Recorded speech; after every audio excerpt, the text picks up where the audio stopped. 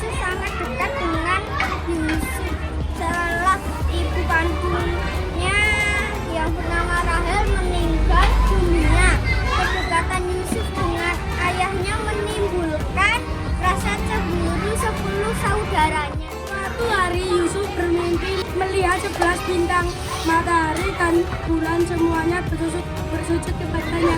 Yusuf kemudian menceritakan mimpi itu kepada ayahnya.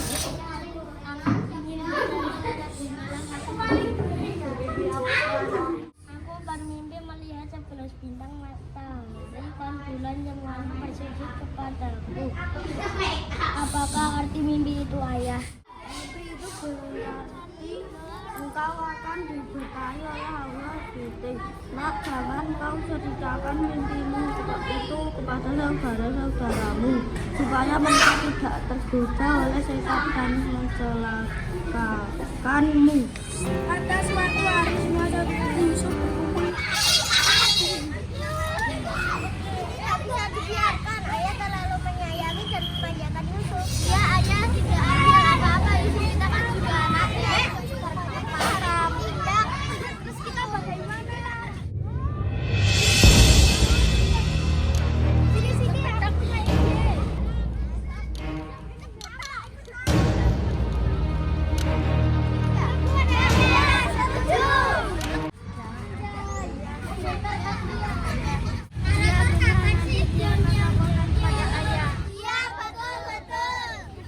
Rupa-rupanya mereka merencanakan hal jahat pada Yusuf.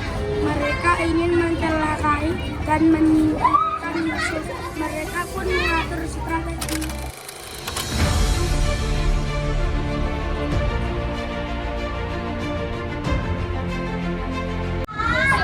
Besok kita mau berburu kementan. Kamu ikut ya, masa di rumah dulu sama ayah? Iya, iya, kami bantu mengizinkan. Bolehkah aku ikut? Satu sama ayah. Sudahlah.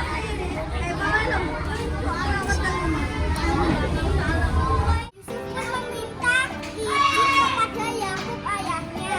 Dengan berat hati Yakub pun mengizinkan dan memberi pesan kepada saudara-saudaranya.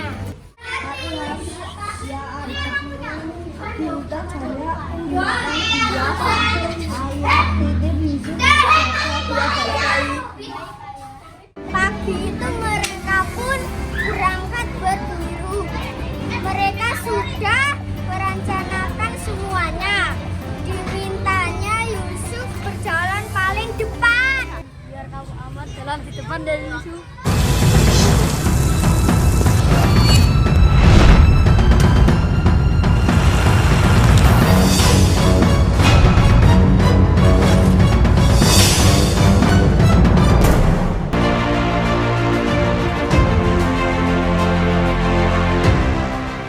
Yusuf menurut apa yang dikatakan saudaranya, tanpa curiga sedikit pun. Kalau diam-diam saudaranya menyimpan niat buruk kepadanya, dan saat Yusuf lengah, ke-10 saudaranya meringkus Yusuf dengan sangat mudah, lalu membuang Yusuf ke dalam sebuah sumur di tengah hutan. Sebelum pulang tak lupa mereka melumuri pakaian Yusuf dengan darah kelinci. Mereka tersenyum penuh kemenangan.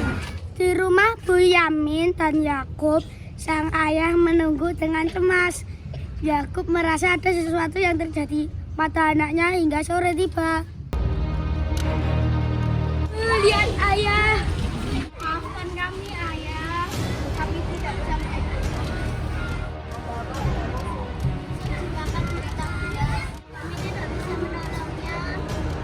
Aku pun tergugu tanpa kata. Ia hanya bisa menangis menyesal telah mengizinkan Yusuf ikut berburu. Karena terlalu seringnya menangis dan kesedihan yang sangat dalam membuat Yakub buta. Sementara itu, sebuah kafilah dari kerajaan sedang melintasi hutan.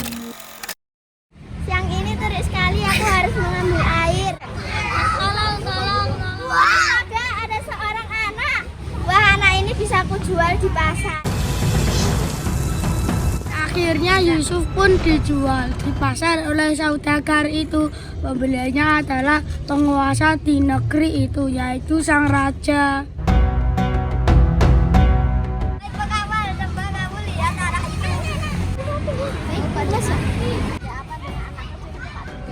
Apakah saudagar itu menjual anak itu? Sepertinya begitu. Kasihan sekali, dia lemas dan tampak sakit. Apakah Pak Duga ingin membeli anak itu? Ya, ayo kita beli. Apakah anak ini kamu jual? Ya Raja, anak ini saya jual murah saja. Baiklah, kalau begitu akan ku tebus dia. Pengawal bawa anak ini ke istana.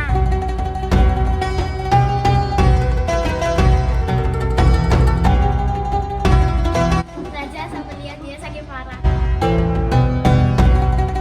Ayo beri obat supaya dia sembuh.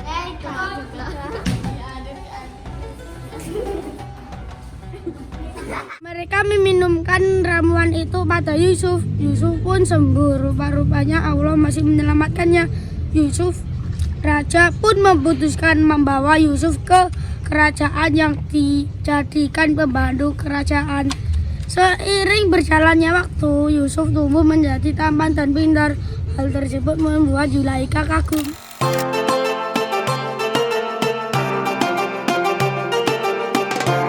Betapa tampaknya Yusuf sekarang.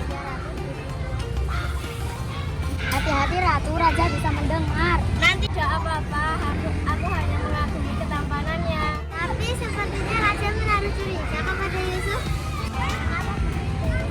Karena Ratu begitu mengaguminya. Sudah, ayo kembali ke kerajaan. Karena Zulaikha terpesona dengan Yusuf, ini membuat Raja murka. Pelayan! Ya Raja, ada apa Raja? Apakah Ratu menyukai Yusuf itu? Saya tidak tahu Raja. Sepertinya dia hanya mengagumi ketampanannya saja. Penjarakan saja Yusuf. Raja pun marah dan menghukum Yusuf. Yusuf pun dipenjarakan. Singkat cerita, di dalam penjara Yusuf sangat terkenal pandai dan baik hati. Tak hanya itu, Yusuf terkenal pintar menafsirkan mimpi. Yusuf dianugerahi Allah mukjizat dapat menafsirkan mimpi. Banyak orang bertanya tafsir mimpi padanya, dan tafsir itu selalu tepat dengan apa yang terjadi dengan mereka. Hingga kabar itu tersiar ke entero istana, dan pada suatu malam sang raja bermimpi ada 7 ekor domba kurus memakan 7 ekor domba yang gemuk. Raja sangat penasaran dengan mimpinya. Lah ingat bahwa Yusuf bisa menafsirkan mimpi. Semua orang makalah pun memerintahkan pengawal untuk membawa Yusuf ke hadapannya. Yusuf, aku mimpi ada 7 ekor domba kurus memakan 7 ekor domba yang gemuk. Di mimpiku, kalau kamu bisa menafsirkan mimpiku, akan kuangkat kau jadi pedagang milikku.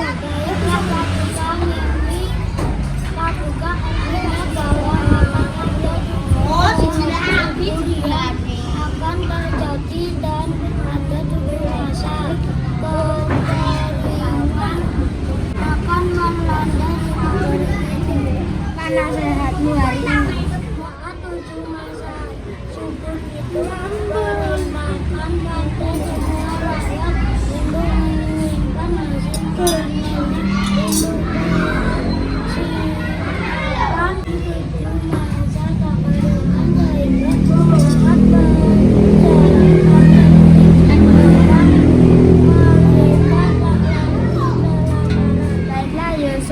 untuk bijaksana.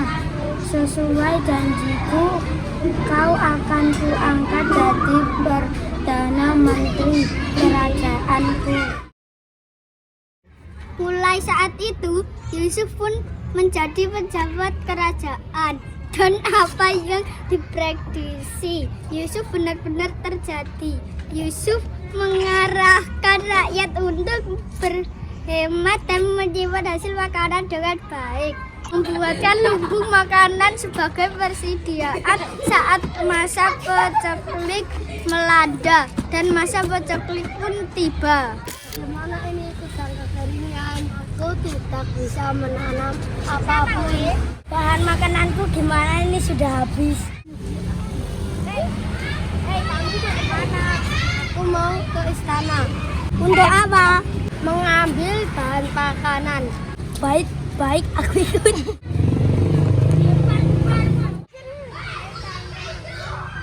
Kami mau ke kerajaan. Ada apa di sana?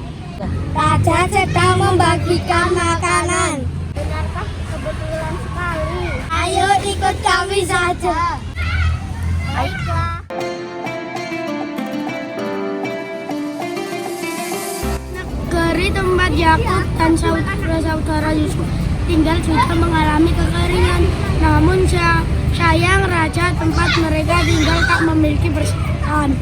Yakub dan anak-anaknya mengalami kekeringan hingga mereka mendengar bahwa negeri sedang berlimpah makanan karena dipimpin oleh seorang perdana menteri yang bijaksana. Ayah kelihatannya harus seberang. Di sana ada perdana menteri yang bagi-bagi makanan. Tapi ayah kita bagaimana cara menjaganya? Baiklah, kita tidak usah menghubunginya saya. Biar Benyamin menjaganya di rumah. Iya kak, aku akan menjaga ayah di rumah. Tolong jaga ayah dengan baik. Semua warga di negeri itu pergi ke istana dan mendapatkan bahan makanan. Raja sangat baik ya. Iya, kita dapat bahan makanan. Syukur sekali kita memiliki raja yang bijaksana. Iya, ayo kita ke rumah masing-masing. Ke-10 saudara Yusuf pun berangkat. Mereka ikut antri penerima bahan makanan dari sang perdana menteri. Yusuf sudah mengetahui bahwa yang ikut antri adalah saudara-saudaranya yang dulu membuang. Namun Yusuf heran mengapa ayah dan adiknya Benyamin tak ikut serta. Yusuf hanya menendang dalam hati dan saat giliran mereka. 10. Benarkah tidaklah kalian di rumah meninggalkan anggota keluarga yang lain?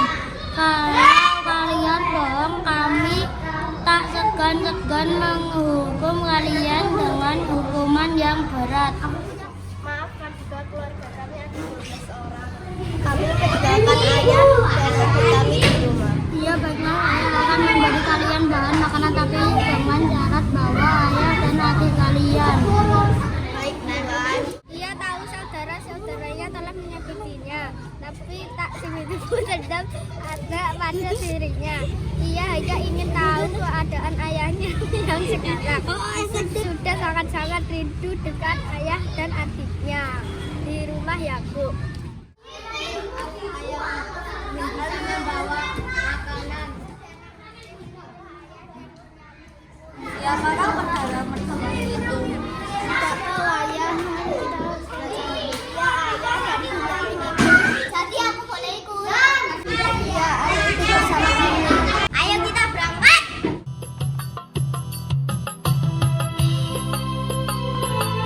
Yusuf terheran-heran karena mereka dijamu sedemikian istimewa.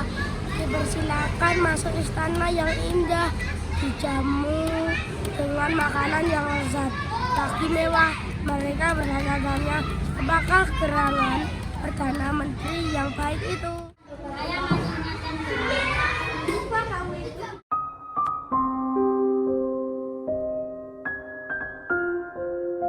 Yusuf pun memeluk ayah dan Benyamin dengan erat. Tangis pun pecah ke 10 saudara Yusuf hanya saling pandang. Mereka tidak menyangka bahwa perdana menteri yang kemarin mereka temui adalah Yusuf. Saudara mereka yang dulu pernah mereka buang. Mereka pun merasa malu dan menyesal. Mereka pun meminta maaf kepada Yusuf. Akhirnya Yusuf memaafkan kesalahan saudaranya yang pernah diperbuat dan berkumpul kembali bersama ayah Bunyamin dan juga 10 saudaranya.